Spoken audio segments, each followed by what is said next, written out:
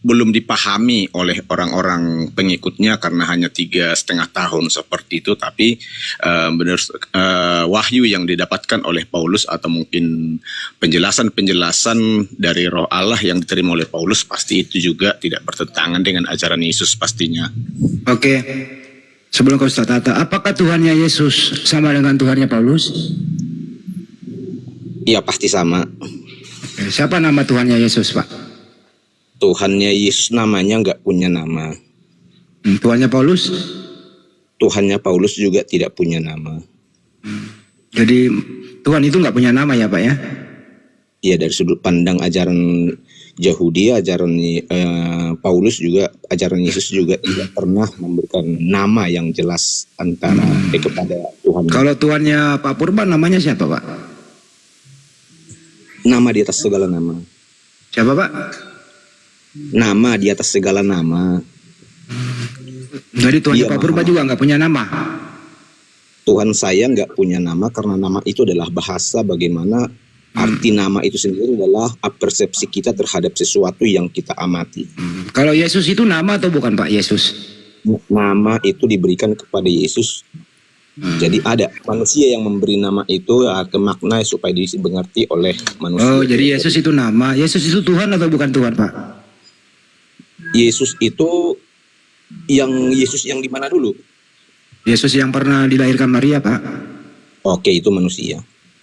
Oh, bukan Tuhan dia. Saya coba membandingkan pertanyaan itu, tidak mau juga terjebak dengan jawab pertanyaan Abang. Air yang di gelas saya ini teh manis atau air, kira-kira begitu. Saya nggak rasain, Pak. Gimana jawabnya? Saya nggak ngerasain. Oke, jadi jawaban saya juga seperti itu juga, kira-kira begitu, Pak. Yang jelas teh sama air biasa beda, Pak. Teh udah berwarna, air biasa nggak warna. Betul. Ada teh di sini tanpa saya gula. Orang bisa langsung mengatakan itu adalah teh manis padahal nggak ada gula. Yang benar bagaimana? Kenapa kita ngomongin teh ya, Pak? Ya tadi ngomongin Tuhan loh. Jadi dengan analogi itu sebenarnya saya bisa menjawab, apakah Yesus itu Tuhan? Iya. Apakah Yesus itu juga bukan Tuhan? Iya juga. Jadi sudut pandang kita juga yang arah pertanyaan itu yang ingin saya koreksi sebenarnya. Abang arahnya kemana kira-kira begitu? Oh, jadi menurut Abang Yesus bisa Tuhan, bisa juga tidak Tuhan gitu ya? Ada manusia sejati bagi dia yang tidak kami sembah sebagai Tuhan, tapi ketika berbicara tentang esensi sebelum pra eksistensinya gitu ya, esensinya memang dia adalah Kata lanjut Ustaz, udah ada topik Tad. Izin Tad, lanjut Tad. Oke, gimana? Oke, selamat sore Pak Ustadz Tata. Selamat sore. Ya. Sudah saya. Coba silakan Pak Ustadz. Ya, pertama ajaran Yesus dengan Paulus ini, kalau Yesus samawi, Paulus pagan. Karena tanda-tandanya pagan ini mentuhankan Tuhan yang tidak dikenalkan oleh para nabi. Nah, contohnya Yesus memperkenalkan Tuhan itu Allah ya. Allah Bapa itu. Matius 11:25. Nah, Paulus memperkenalkan Yesus yang Tuhan. Roma 10 ayat 9. Kalau kamu mengaku dengan mulutmu bahwa Yesus Tuhan dan Allah membangkitkan dia.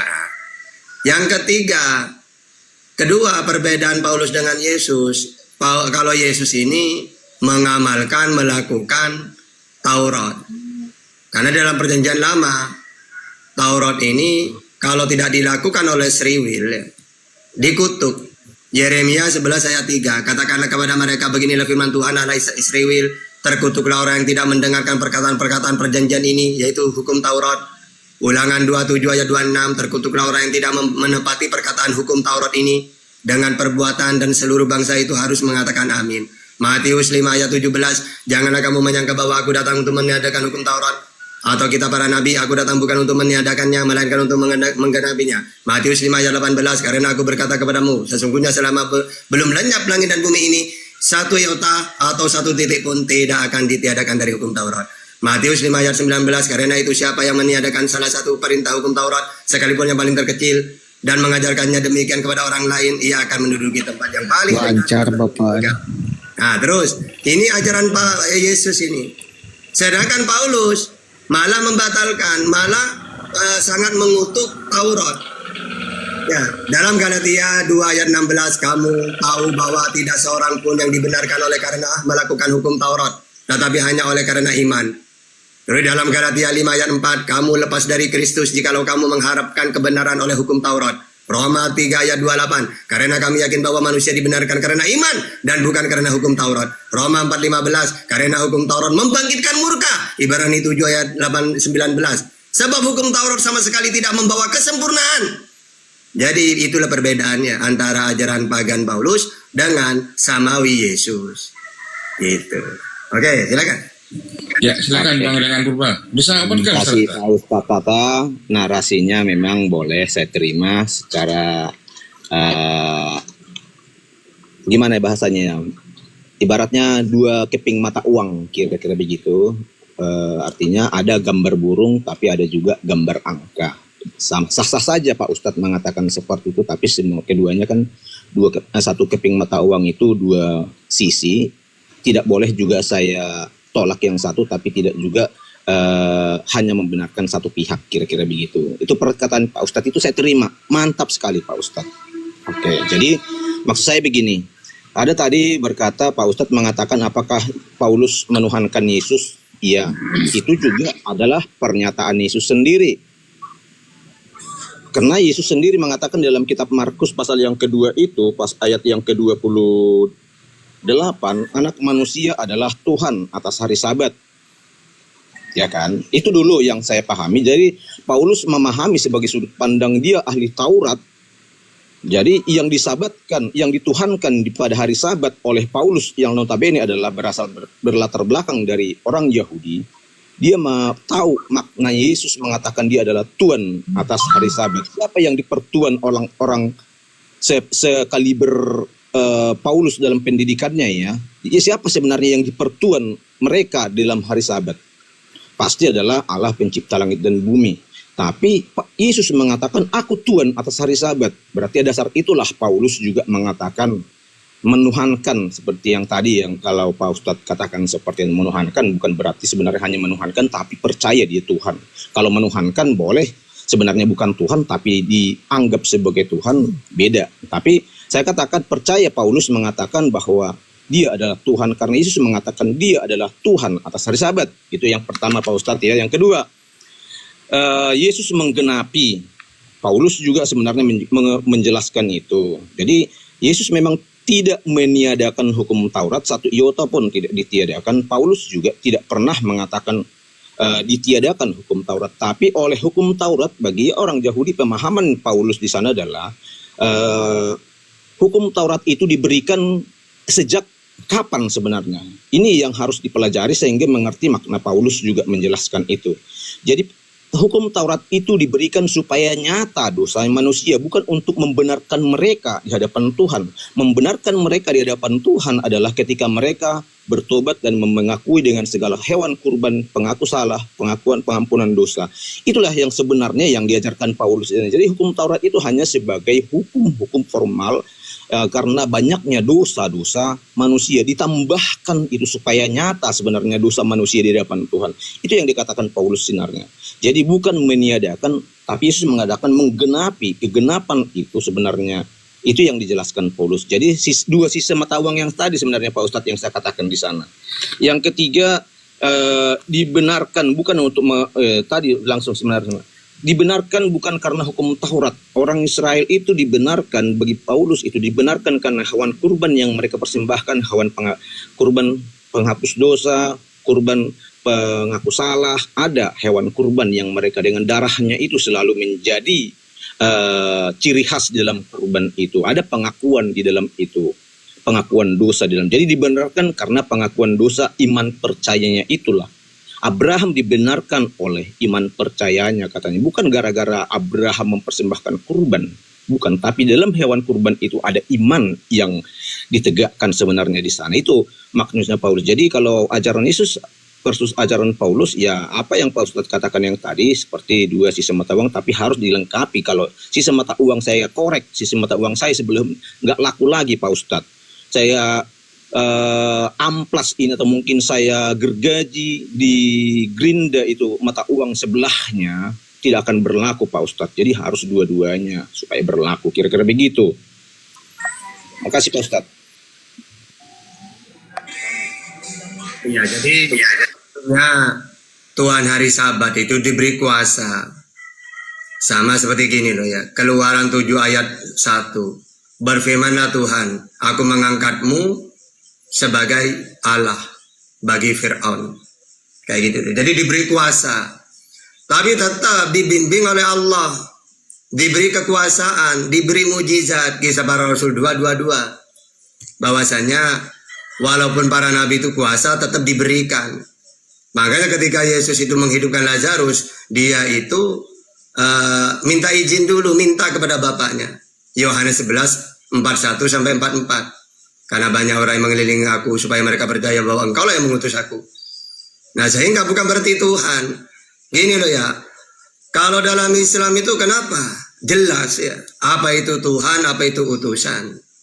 Utusan itu manusia yang menerima wahyu dari Tuhan untuk disampaikan kepada umatnya. Makanya setiap utusan punya umat. Umatnya, kalau dalam Al-Quran, umatnya Yesus siapa? Isa. Orang Seriwil. Ali Imran 49. Wa rasulan ila Bani Israel. Umatnya Nabi Muhammad siapa? Ya seluruh alam. Al-Furqan ayat 1. Tabarakalladzi nazzala al-Furqan ala abdihi liyakuna lil alamina nadhira, seluruh alam. Nah makanya apa itu Tuhan? Tuhan itu wujud tertinggi, disembah, pencipta. Nah dalam Islam siapa wujud tertinggi? Allah wa huwal aliyul azim, maha tinggi, maha agung. Terus banyak disembah. An-Nisa 36. Wa abdullah wa la tusyriku bihi syai'a. Sembahlah Allah dan jangan kamu sekutukan dengan apapun. Pencipta, Allahul ladzi khalaqa samawati wal ardh. Ibrahim 32, As-Sajdah ayat 4, Al-A'raf 54, Yunus ayat 3. Jadi memenuhi syarat. Kalau Yesus tidak memenuhi syarat sebagai Tuhan. Karena kata Yesus wujud tertinggi itu Allah Bapa. Mati Yohanes 13:16, Bapa lebih tinggi. Dan Bapa lebih besar daripada aku, Yohanes 14:28. Berarti wujud tertinggi Bapa, Bapa yang Tuhan. Yang kedua, Tuhan itu disembah. Yesus menyembah. Yohanes 4:22, kamu menyembah apa yang tidak kamu kenal. Kami Yesus menyembah apa yang kami kenal. Siapa Tuhan yang Yesus kenal? Allah Bapa, Matius 11:25. Yang ketiga, pencipta. Yesus diciptakan, Kolose. Ya, Kolose 2 itu. Bahwa dia diciptakan. Berarti Yesus ini tidak cocok jadi Tuhan. Tidak memenuhi syarat. Kalau sebagai utusan, memenuhi syarat. Utusan punya umat. Yesus punya umat. Punya. Siapa? Seriwil. Matius 15:24. Aku diutus hanya kepada domba-domba yang hilang dari Israel. Sebagai nabi memenuhi syarat. Syarat ada. Mana datanya? Markus 6 ayat 4. Beginilah seorang nabi. Diterima di mana-mana kecuali tempat tinggalnya. Jadi tidak memenuhi syarat. Ya, kalau sebagai utusan, penyampai firman. Mana datanya? Yohanes 3:34. Barang siapa yang diutus oleh Allah, maka tugasnya penyampai firman. Mana datanya Yesus menerima firman? Yohanes 12:50. Apa yang aku sampaikan sebagaimana yang difirmankan oleh Allah kepada aku. Terus bagaimana caranya menerima firman? Mendengar. Yohanes 15:15. Aku menyampaikan segala sesuatu yang kudengar dari Bapa. Setelah didengar, diapakan firman itu? Disampaikan kepada umatnya Seriwil. Yohanes 17:8. Jadi kalau sebagai nabi, sebagai utusan, memenuhi syarat. Kalau sebagai Tuhan, tidak memenuhi sama sekali. Gitu. Ya. Oke, lanjut. Oke, Pak Ustadz. Terima Bang Lengan. kasih. Oh mungkin saya sapa dulu ya Bang Lengan, ini ada Miko. Selamat sore Miko. Saya. Sore Bang. Sudah syahadat? Enggak, belum? Belum, masih kerja ini Bang. Oke, ya. Kerja. Lanjut Bang Lengan. Ingin ngikut. Oke, ada beberapa poin yang saya garis bawahi dari pernyataan Pak Ustadz. Memang mengangkat ya kitab Keluaran tadi bagaimana Allahnya Musa itu menyuruh supaya Musa menjadi Allah atau bagi Tuhan bagi Fir'aun gitu ya. Kalau nggak salah ayat yang tadi mungkin dibahas. Nah, memang itu jelas bagaimana penyembahan bagi orang Mesir pada waktu itu adalah penyembahan kepada hal-hal yang ada di bumi ini ya. Yang dipertuhan adalah makhluk gitu ya.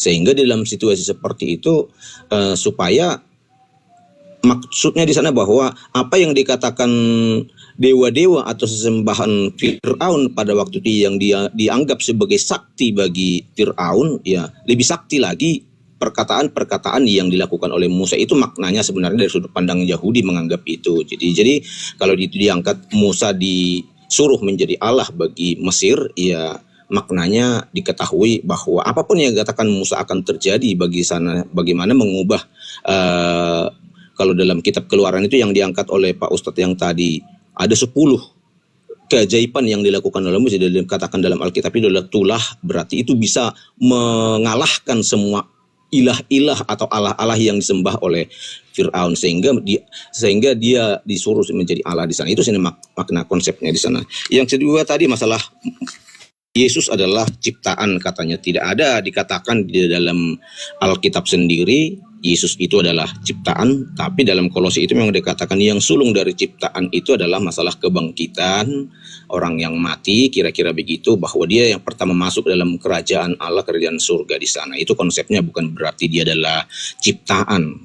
Dia adalah dalam Yohanes 1 ayat yang 1 sampai ayat yang ke-14 itu jelas pada mulanya adalah firman. Pasti firman itu bukan ciptaan bagi kami ya, bagi konsep Kristen.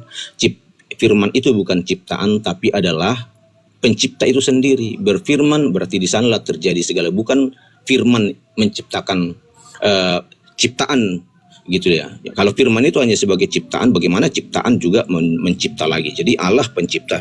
Yesus adalah esensinya yang tadi, makanya pertanyaan Pak Bang Arif tadi, apakah Yesus itu sebagai Tuhan? Ya, makanya saya jawab juga dari sudut pandang mana dulu kita melihatnya, kira-kira begitu. Jadi tetap menjadi dua mata uang yang tidak bisa dipisahkan. Yesus manusia, ya, utusan, iya. Kalau dia nggak pernah jadi manusia, ya firman Allah yang terdengar dari mana, kira-kira begitu. Dia sang firman itu sendiri bisa dikenal oleh manusia, kalau nggak jadi manusia, ya, jadi ada kemanusiaan tapi ada esensi daripada diri itu adalah firman itu telah menjadi daging, katanya dalam ayat yang ke-14. Kalau memang dalam sejarah orang Israel firman itu ada penampakan, ada perdengarkan, berarti firman itu telah menjadi terdengar oleh firman itu telah menjadi manusia, bisa dilihat, bisa didengar, bisa diraba. Itu sebenarnya makna Yesus sebagai manusia, bahwa firman itu menjadi.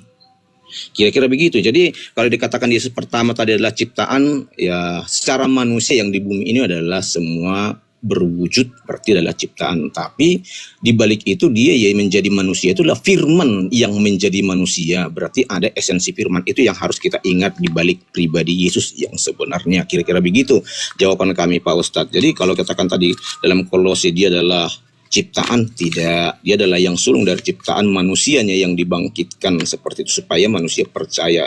Yang ketiga tadi diberikan kepada orang Israel, ya, Yesus diberikan kepada domba-domba Israel, katanya, ya, supaya dimengerti semua karya daripada kedatangan Yesus harus merujuk kepada orang Israel, karena kurban, sahabat dan semua hukum-hukum yang diberikan oleh Allah itu ya sesuai dengan budaya Israel. Kalau diberikan kepada budaya Indonesia pada waktu itu yang tidak ada hubungannya dengan kurban dan semua kaidah-kaidah bait Allah, penyembahan itu yang nggak nyambung, kira-kira begitu. Tapi Yesus nanti memberikan, jadikanlah semua bangsa muridku. Setelah dia terangkat ke surga juga, kamu akan menjadi saksiku di Yerusalem, Samaria, ke Yudea, sampai ke ujung dunia, katanya. Bukan berarti Paulus juga tidak melihat itu, kira-kira gitu Pak Ustadz. Terima kasih.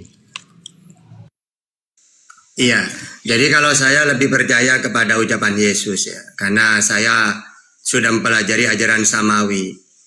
Jadi para nabi diutus ini supaya manusia ini kenal Tuhan yang benar gitu loh.